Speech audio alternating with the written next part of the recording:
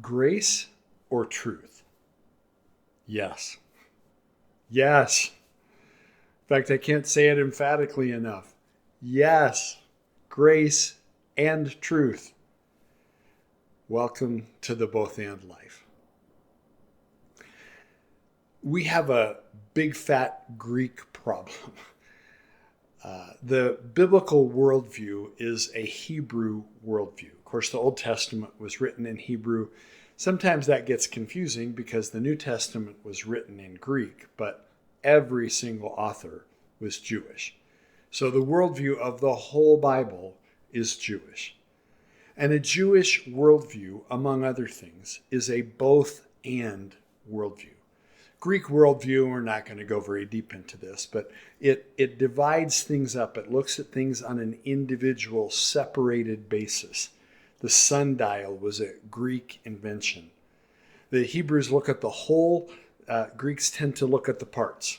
And that's a both and. We need both.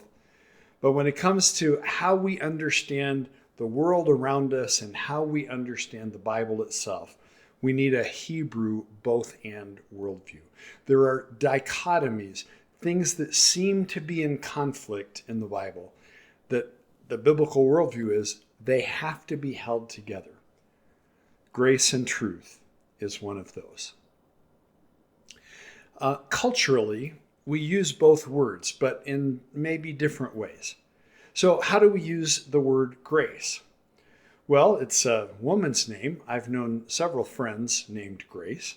Grace is elegance. Grace is politeness. Grace before a meal would be a prayer that we might say. In fact, oftentimes it's not necessarily a very significant prayer, but it's a short prayer. We talk about a grace period when we have a credit card or a bill, and it means that you get a little bit of time without being penalized. Interesting. It's like some free time. This free aspect shows up when we talk about a grace period. And this would be the most significant, I think. When we separate grace completely from truth, it's almost like grace can mean, show some grace, be nice. How about truth? Well, how does our culture understand truth? Is there even such a thing as truth?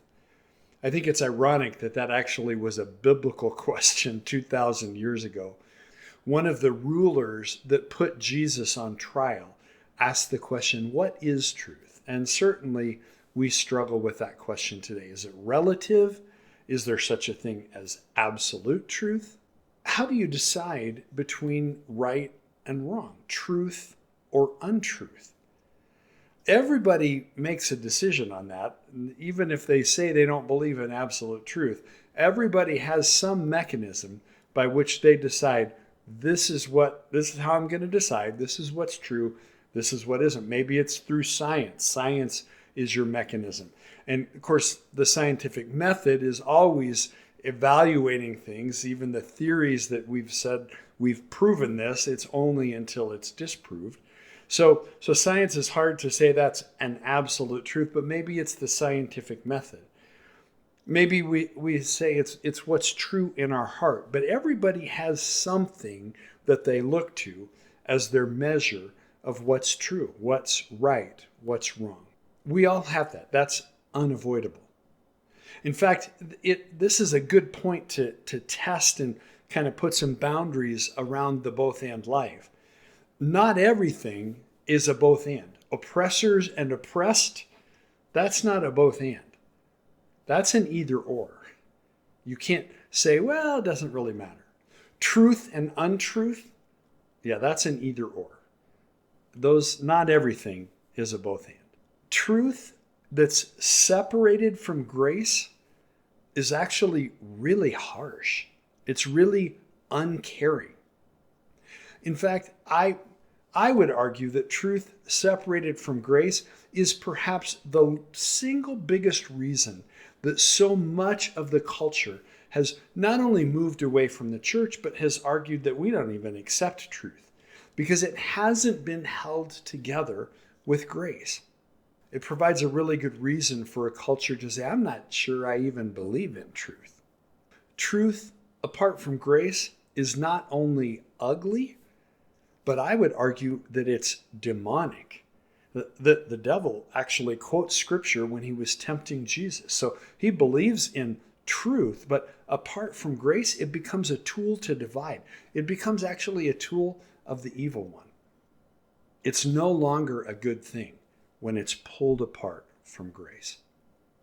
A graceless truth is perhaps the single biggest reason that so many people in our country have walked away from the church altogether. Because, and many of them will say, it's Jesus I like, it's his church that I can't stand. Because they recognize that a graceless truth doesn't look anything at all like Jesus. But a truthless grace, well, that's actually just as bad. It's just bad in a different way. Because first off, it has no legs to stand on. It's not going to last. The first strong wind is going to blow a truthless grace over. But furthermore, we need truth and grace held together. It's not 50% of each. It's 100% of both. And I am here to tell you that is hard to do. It is a hard thing to have them not chip away at each other. It's not a compromise between truth and grace. It's 100% both. And that is tough. I'm living on the edge of that today, as a matter of fact. Who do you know who combines grace and truth the best? When this video is over, or right now, put that in the comments. Maybe you can list the name if you want, but how do they do it? What is it about them that combines grace and truth so well? Who do you know who does that better than anybody else that you know? Well, the Bible says that Jesus came full of grace and truth. It doesn't say he had a mixture of grace and truth. It says that he was full of grace and truth. And there's so many examples. I'm going to just give you a couple of them. There's a story where there was a woman, and ironically, the religious leaders called Pharisees in the Bible, they were all about a graceless truth. So they knew what the truth was, how people who were caught in adultery were supposed to be treated. But they didn't care about the people. They cared about the truth. And so they bring a woman caught in adultery, which is like, well, first off, it takes two to tango. So where was the man? And they say, well, Jesus, this woman was caught in the very act of adultery. So what do you say we should do? And they didn't care one bit about the woman. They were trying to trap Jesus. The Bible's very clear about that. Jesus has a truth and grace posture. He confronts the hypocrisy, the graceless truth of the religious leaders. And then he says to the woman, where are all of your accusers when they all walk away? And isn't there nobody left? She says, no, nobody. And Jesus says, well, neither do I accuse you. That's grace. Go and sin no more. That's truth. And she had a whole new life. There's another kind of similar story of a woman who had just struggled so much. She actually had failed at marriage 5 times. And it appears that maybe she had given up on marriage because she's living with a guy now. And she has this amazing encounter with Jesus that just goes back and forth. And Jesus didn't even have to confront anything. He didn't have to speak truth because she already knew it. She was living in shame. She knew that she had failed the truth of what marriage is supposed to be. He didn't have to say it. But his presence set her free, and she moved in a completely different direction. Biggest example of all in the Bible of grace and truth. And it points out how hard this is. It's a high cost. Jesus is literally bleeding out on the cross. His body has been completely brutalized and traumatized. And he knows that he's hours from death as he's hanging on a cross, waiting for asphyxiation to ultimately take his life if bleeding out doesn't happen first. He's in incredible physical pain, but the spiritual pain is worse because he's actually separated from his Father because he's taken our sin upon himself. And what does he say from the cross? And by the way, to speak when you're hanging from a cross means that you have to push against the nails in your feet, causing excruciating pain to get your chest elevated enough to get breath into your lungs. So it was no small thing to speak. And what does he say? Father, forgive them, for they have no idea what they're doing. That was undeserved grace, combined with the truth that sin has a cost, and Jesus was willing to pay it. That's the ultimate example of being 100% grace, 100% truth. Neither one canceling out the other, neither one diminishing the full power or effect of the other. Both of them in full force, combined in the person of Jesus. So I don't want to just give some biblical stories. I want to give some real life examples that I'm in the middle of. Real life examples that I'm in the middle of, that I'm working out right now. When you're in the middle of a difficult situation, in fact, when it's a conflict, how do grace and truth combine? Well, truth is you have to speak up. That's hard. A lot of us, myself included, when there's conflict, I'd rather kind of move the other direction. But truth says, no, there's something wrong here. There's something that has to be addressed.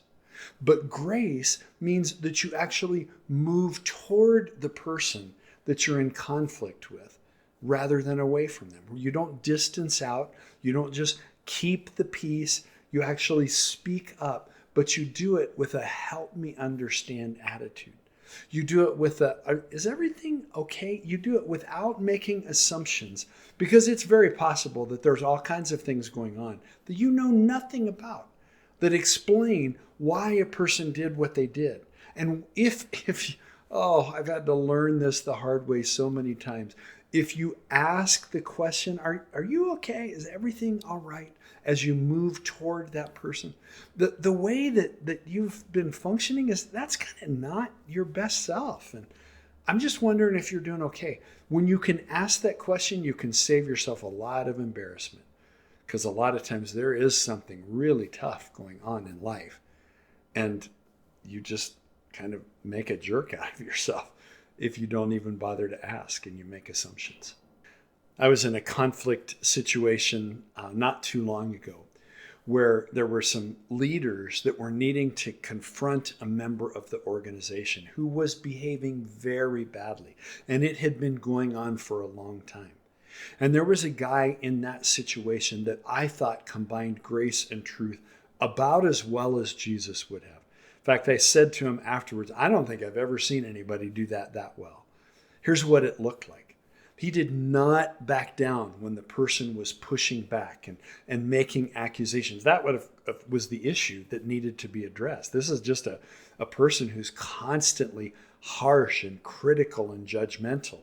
He didn't back down. He held the line on the truth. He held the line and said, we're not going to accept this any longer. But he also apologized. And it was so sincere. It came across that way.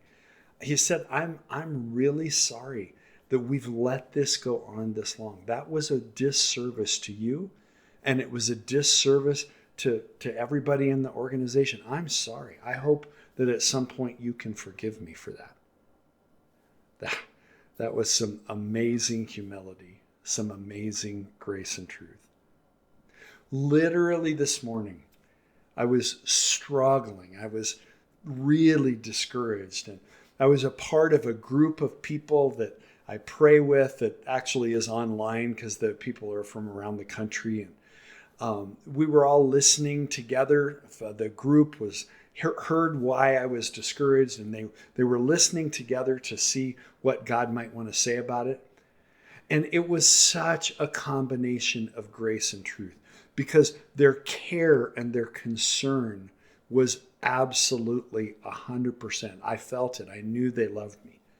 And yet part of what they heard was a confrontational word. It was hard to say. In fact, the person who felt like they needed to deliver it was like almost apologetic on the front end. It's like, this is kind of hard, but I feel like this is what God says. And I needed to hear that too. It's not easy. In fact, sometimes it's really hard. I'm in the middle of that right now too. Sometimes it is hard, but it is the way of Jesus. And if we're going to be a follower of Jesus, that's what we're called to do. One of my favorite things to say is that unity, which of course is my work, that's what I'm called to do. Unity goes as far as humility takes it and no further. And so we need to have some humility about this. Toward ourselves, we're not going to do this perfectly. Jesus is the only one, in fact, that does it perfectly. So when we come up short, truth and grace. Grace that says, I'm learning, I'm growing, I'm not going to get it perfect on this side of heaven. And yet truth that says, that wasn't okay. I probably need to make that right. That was some graceless truth going on there. So we need to have some humility toward ourselves. And it shows up as grace and truth combined. Truth, I'm sorry. I'm sorry that I blew it. Grace, God's free, unending, unmerited, unlimited expression of Father, forgive them, for they don't know what they're doing. I hope that you'll give some feedback in the comment section. Hope that you'll subscribe to the channel and share it with somebody else. Next week, we're going to talk about science and faith and Joe Rogan. I hope you'll tune in.